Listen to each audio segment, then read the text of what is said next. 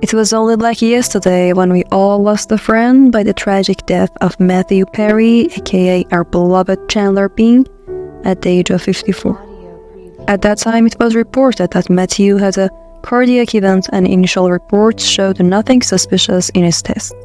But nearly 2 months later, the tables turned and now his case is labeled as a criminal investigation, which we'll discuss in details at the end of this video.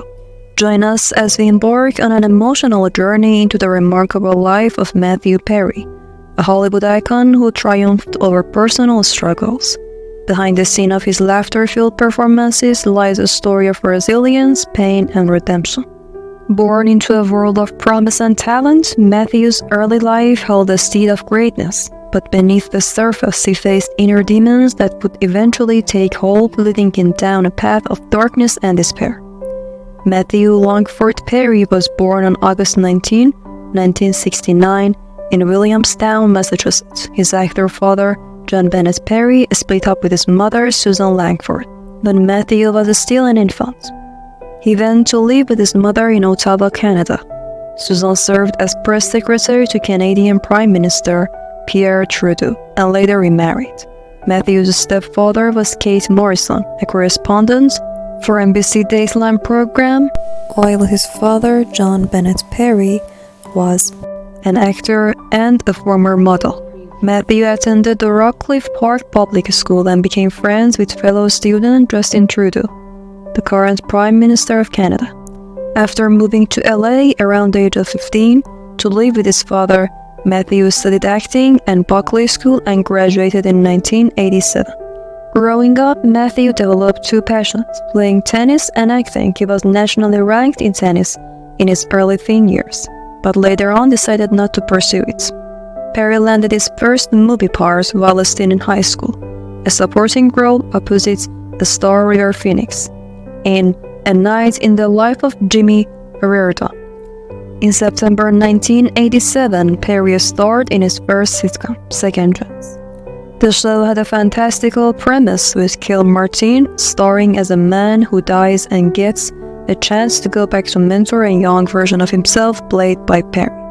After the series ended, Perry landed a series of small parts and guest appearances on such programs as Empty Nest and Growing Pain.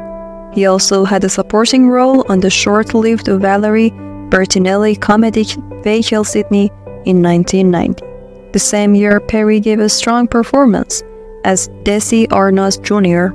in the television biopic Call Me Anna, about the life of actor Patty Duke.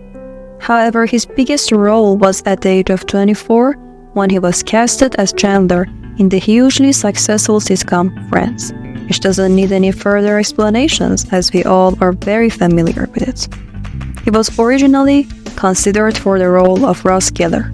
Friends notched 62 Emmy Award nominations in its run, including Perry's 2002 nod for the Outstanding Lead Actor in a Comedy Series.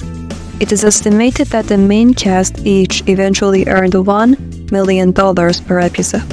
He was the youngest member of the main cast. He also wrote and produced several episodes of Friends and went on to create and star in his own sitcom, Mr. Sunshine. During her years in Friends, Perry acted in several movies.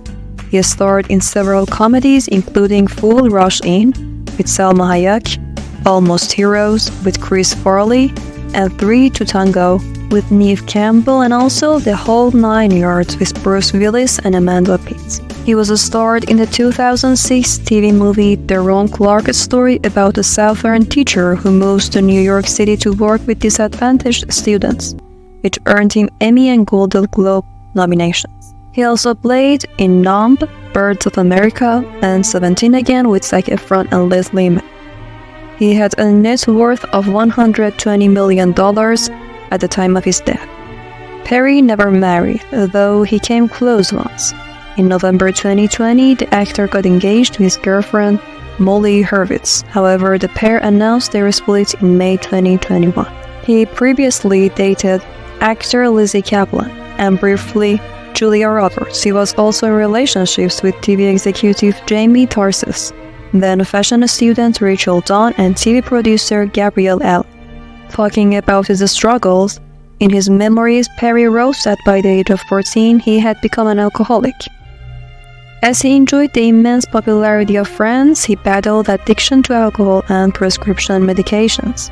He entered rehab for his addiction to the painkiller Vicodin in 1997 and completed a second rehab stint in 2001. His addiction relapsed, and the star went to rehab several more times. In his 2022 book, Friends, Lovers, and the Big Terrible Thing, Perry wrote he spent more than $7 million attempting to get sober and visited rehab at least 15 times. Even as he continued to struggle, he tried to support other addicts too. He advocated for drug court reform and, for a time, turned his old Malibu, California home into a men's sober living facility called Perry House. He also supported organizations such as the Children's Health Fund and Elizabeth Glasser Pediatric AIDS Foundation. The actor's addiction sparked a string of related health problems. In 2000, he was hospitalized for pancreatitis. Then the summer of 2018, he was rushed to ER for a gastrointestinal perforation.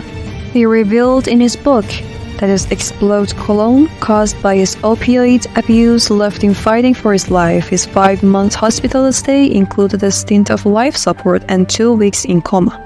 The doctors told his family he had only a 2% chance to live. His recovery included using a colostomy bag for 9 months and at least 14 surgeries. Finally, on October 28, 2023, Perry was found unresponsive in a hot tub at his home in LA. He was pronounced dead at 4:17 p.m.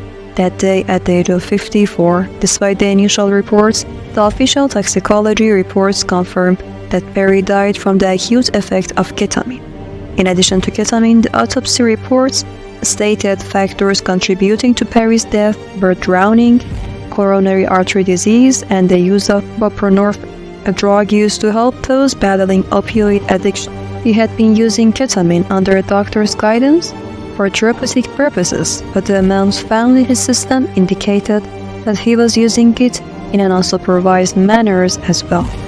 Now, 7 months after Perry's tragic passing, the Los Angeles Police Department and the Drug Enforcement Administration have announced a joint criminal investigation into his death. The goal is to find out how Perry got his hand on such a lethal dose of the powerful anesthetic. Ketamine can only be given under the supervision of a doctor, so it appears that Perry may have gotten it by illegal means.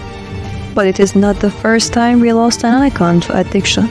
Don't forget to check out my video on Amy Winehouse and her tragic end caused by addiction.